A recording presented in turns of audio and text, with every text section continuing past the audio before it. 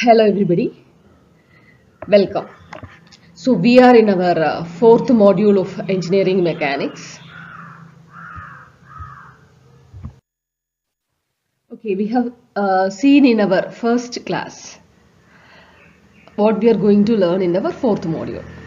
So we are going to learn kinematics of rectilinear motion, kinetics of rectilinear motion, kinematics of curvilinear motion and kinetics of curvilinear motion.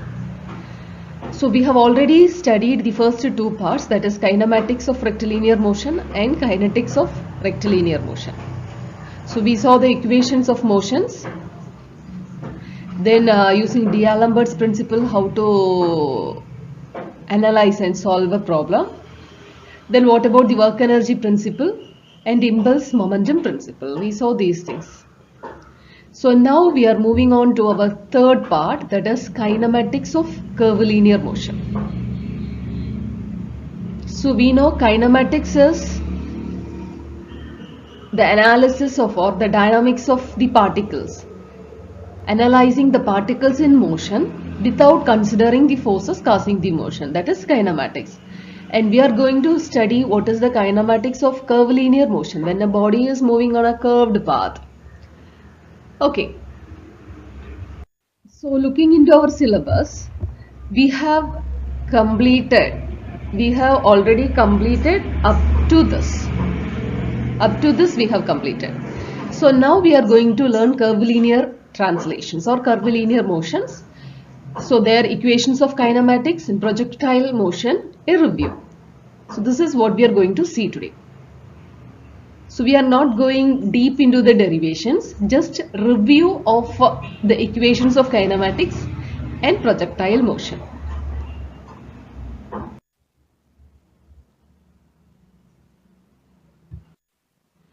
Okay, so what is curvilinear motion? If a path traversed by a particle is a curve, then the motion is called curvilinear motion. That is, if the motion is not in a straight line, then we call it as a curvilinear motion. So a curvilinear motion has displacements in both x and y direction. So rectilinear motion is we will have the displacement either in the x direction or in the y direction. But when an object is traversed in a curved path, it will have both vertical displacement and horizontal displacement. So we can resolve our components of motion into two components, that is in x direction and y direction.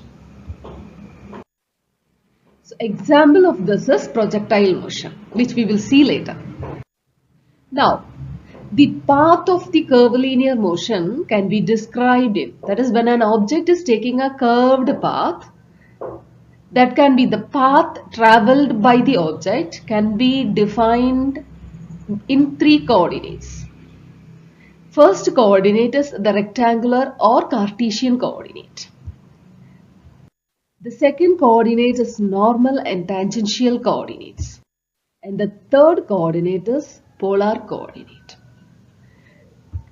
We will see the first coordinate, that is a rectangular or Cartesian coordinate. Now, see, this is x-axis and y-axis. We have x-axis and y-axis. Now our particle is traveling from A to B. This is the path of the travel of the particle, that is from A to B. Now when this particle is moving from A to B at any point in this path. So for example, we are taking this point P. So you can take, there are infinite number of points. So any points you take in this curved path, this point can be resolved into x and y. That is, this point P is at a distance of r from O.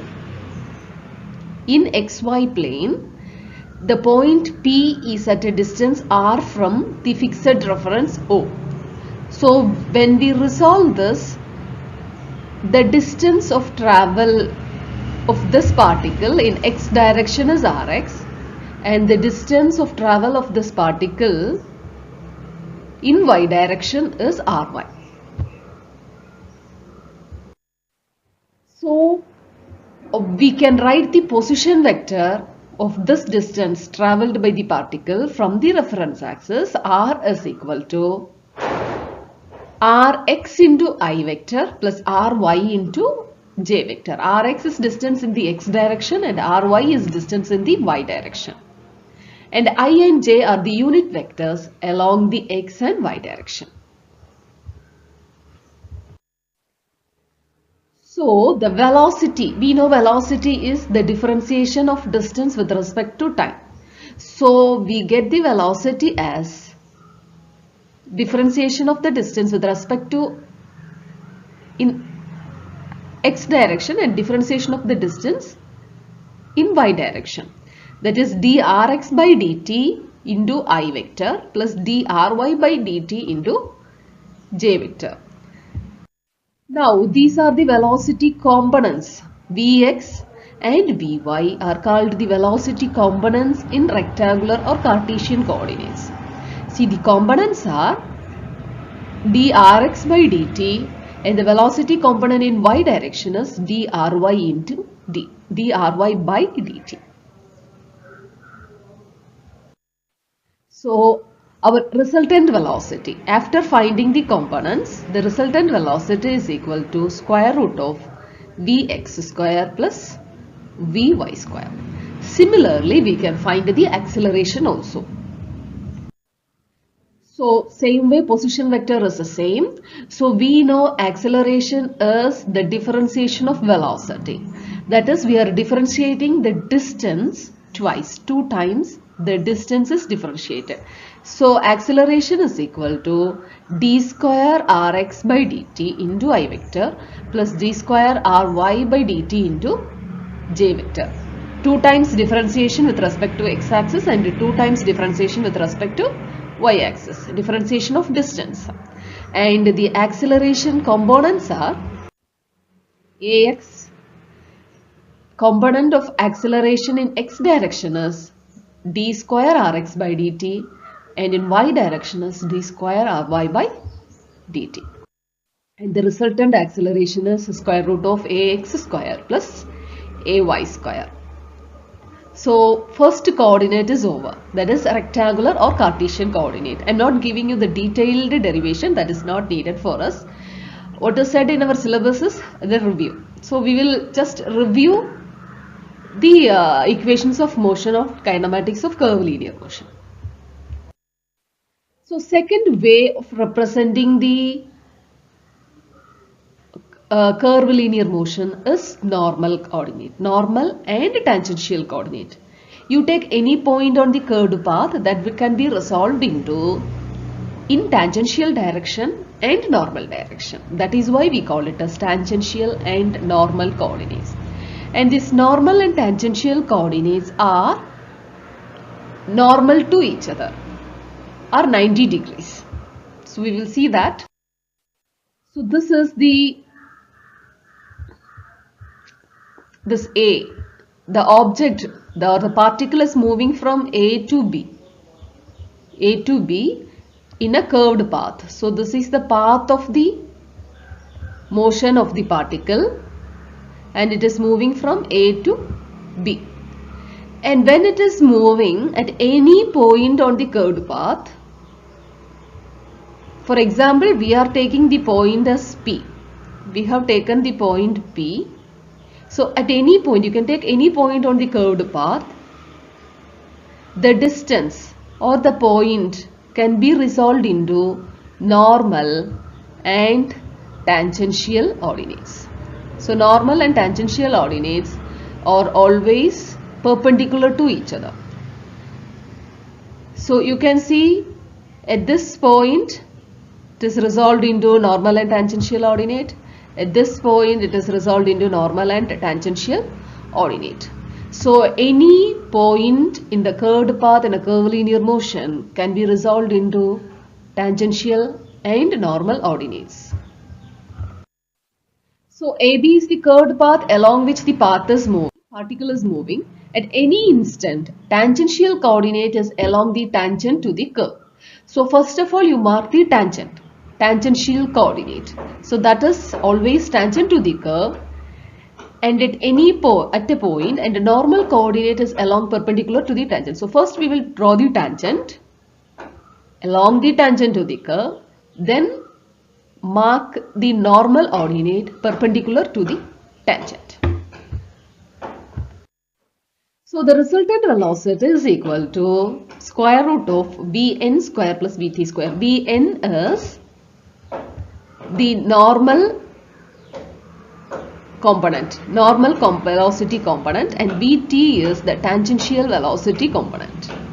So our resultant velocity will be equal to Vn square, square root of Vn square plus Vt square, and the resultant acceleration will be equal to square root of An square plus At square, where An is the normal component of acceleration and At is the tangential component of acceleration.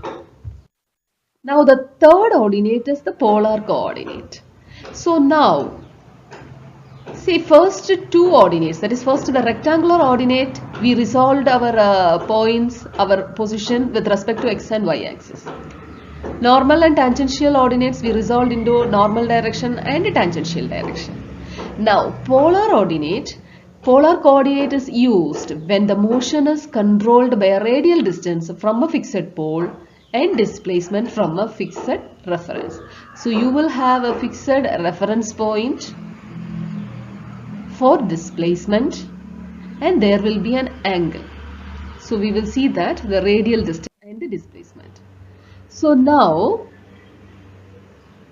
this is the motion of the particle from 0 to A. So the object has moved from 0 to A. So R is the distance. This has displaced by an angle theta from the fixed pole or reference O.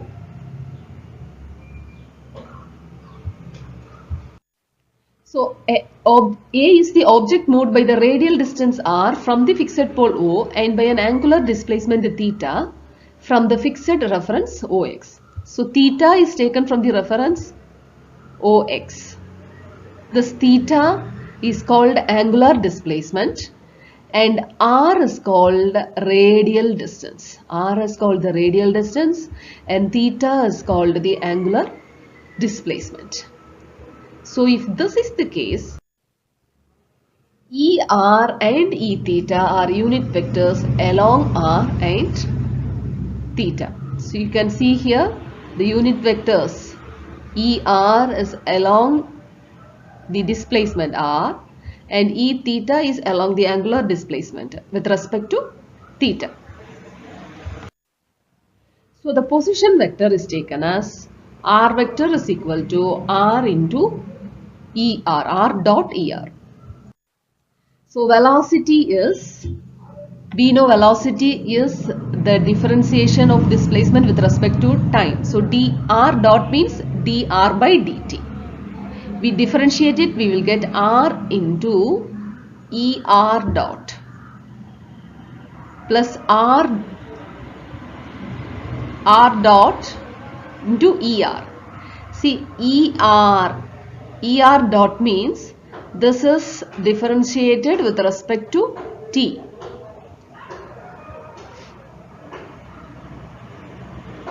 Now the acceleration is dv by dt, that is equal to, we are differentiating this displacement twice. So it is r double dot. Now just I'm not giving you the derivation, just the components. So there is a derivation. I'm giving you only the final result. So polar coordinates, the components, polar components of velocity and polar components of acceleration. Polar components of velocity are, we have Vr and V theta, that is with respect to the radial distance and with respect to the angular displacement. So one polar component is with respect to the radial distance and Another polar component is with respect to the angular displacement. Angular displacement is theta and radial distance is r.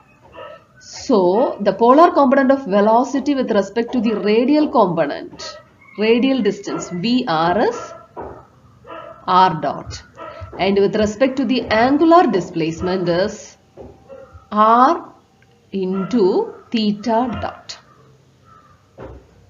So just remember this. This is r dot and here it is r into theta dot. Then for acceleration, it is dv by dt is equal to r double dot, and polar components are given by polar component of acceleration in the direction of radial distance is r double dot minus r into theta dot square, and a theta polar component of acceleration with respect to the angular displacement in the direction of angular displacement is equal to 2r dot theta dot plus r theta double dot. So r dot means we are differentiating r with respect to t. Theta dot means we are differentiating theta with respect to t. That is, the angular displacement is differentiated with respect to t. Theta double dot means the angular displacement is differentiated 2 times with respect to t. So this will be clear while solving the problems. So now we will go for projectile motion. So projectile motion is an example for curvilinear motion. So you can see in the xy plane,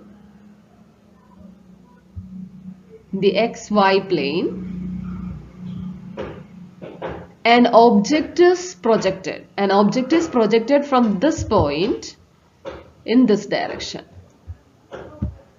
So when it is projected with an initial velocity of u. Initial velocity of u. Now the path of this projectile is called trajectory. This path is called, the path of this projectile is known as trajectory. So this is initially projected with a velocity u with an angular displacement of theta, with an angle theta with respect to x-axis. So you can resolve this component u into 2 components. You can resolve this velocity u, initial velocity, to 2 components with respect to x and y axis. And the components are u cos theta and u sin theta. U cos theta with respect to x-axis and u sin theta with respect to y-axis. R is the range. That is, from the start point of the projectile to the end point of the projectile, the horizontal distance is called r, or range. And this is h max. The maximum height reached by the projectile is h max. The maximum height reached by the projectile from the x-axis, that is h max. So u is the velocity of the projection.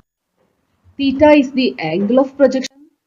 Trajectory is the path traced by the particle. Range is the horizontal distance through which a projectile travels in its flight. Time of flight is the time interval during which the projectile is in motion. That is, from this point to this. What is the time taken for this projectile? And h max is the maximum height of the trajectory. Now the equation of trajectory is given by equation of this trajectory, equation of this particle to move in this path is given by. So this is a function of y and x. So y at any distance, see, this is y, this is y, this is y. So if this is y1, this will be x1. If this is y2, this will be x2. So y is equal to x tan theta minus half of g, acceleration due to gravity, into x square by u square. U square is the velocity, into 1 plus tan square theta. So h max is equal to H max is equal to u square sine square theta by 2g. Time for this trajectory in motion is 2u sine theta by g, and the range is u square sine 2 theta by g, and the range is maximum, that is maximum distance, maximum horizontal distance a projectile can travel is when sine 2 theta is equal to 1. So if sine 2 theta is equal to 1, we need 2 theta is equal to 90 degree. That means our theta is equal to 45 degree. So that is all for today. So only theory part.